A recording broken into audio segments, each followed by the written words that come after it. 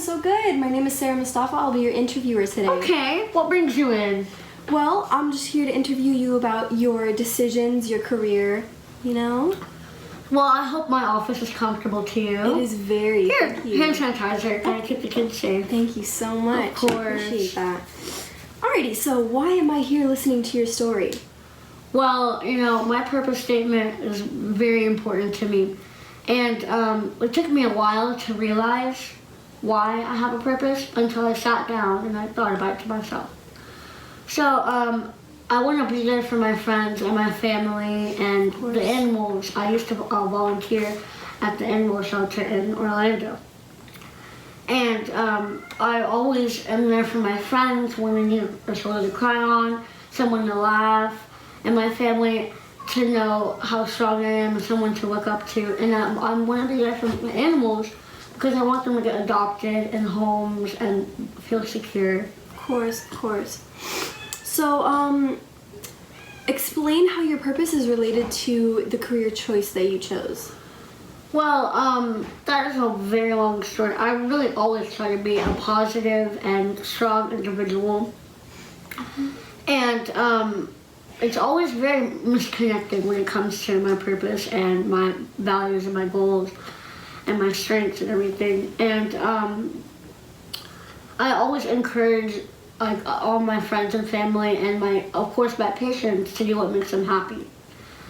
And I just always reminder to have a positive outlook on life and to think as if the glass was half full rather than half empty. I had to stop being so hard on myself, and I sat and I thought to myself, I said, I need to get out of my head more, and I have to look at life as if, instead of saying, why am I always in pain, and why am I always going to the doctor, and start turning them around and say, I'm so glad this pain has showed me how strong I can become. And I never knew I had the strength, and I want to keep getting stronger. Going to the doctor gives me opportunities and experiences and gain different relationships with people and have different advantages as well. And being in the medical field. My goal really is to think not to be so hard on myself and be hard-headed and not think it's bad or not ordinary to be a doctor with a disability, because everything is normal in my eyes. And it just opens my eyes and my head and to be more open-minded and filled with possibilities. That is absolutely wonderful. So how is your purpose related to your career goals? It's all about the patients. For 18 years now, I've been going to the doctor nonstop, and I had to mature from a young age to understand why I needed these surgeries or why I was so sick and why I needed these certain medications, and I've just developed the brain capacity to understand these. And I'm just all for one of my patients. I understood, and I was in that dark place at one point, and I don't want anybody else to feel that way. So that's why I want to be there for my patients. Absolutely. So, following your graduation from college, what was your career pathway?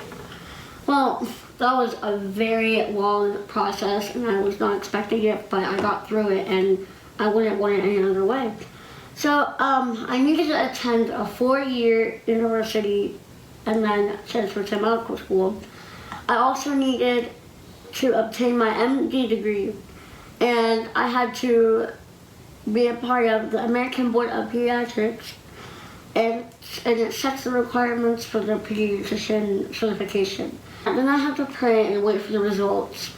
And it was very stressful, but I mean, what roller coaster isn't fun without the drops? So, describe your profession, your duties, and your routines.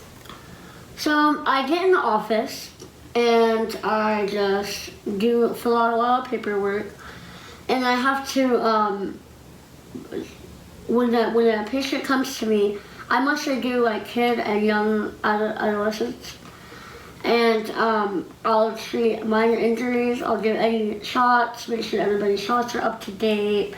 I'll identify if any fractures are there or any illnesses or cuts and scrapes. I'm there for it all. Or even mental illnesses, I'll be able to identify any depression or any internal like mental illnesses that I'll be able to. Definitely. So, outline the costs of your education. So, in the beginning, I was part of a scholarship called Bridges to Success when I was still attending Valencia. And they paid for my first 2 years, tuition and books and everything. And that was about like $15,000. And then when I got to transfer to University of Florida, I had to start thinking about like apartments and gas, phone, food, television, anything that you thought your parents would pay for before. It was all my responsibility. And tuition for fall and spring was about total for $32,000 a year. Oh wow. Yeah. That is quite a lot. So what steps did you take to ensure you successfully completed your degree? So I had to really take advantage of my time management. Definitely. And I had to realize that not everything is about friends and having fun and weekends. Well, not weekends anymore. I was so grateful that like I would be able to sit and study. It's okay once in a while to go have like a coffee break so your mind is balanced and you're not overstressed. But I had to take advantage of like tutoring at Valencia, and we had to do learning support hours. So I was there like 7 times a week, all day throughout the night. The math lab was always welcoming me open arms when I never understood the material. I never was so deep in the work that I couldn't do it anymore. I was always trying my best. That's wonderful. All right, well, thank you so much, Miss D. Thank you so much for coming.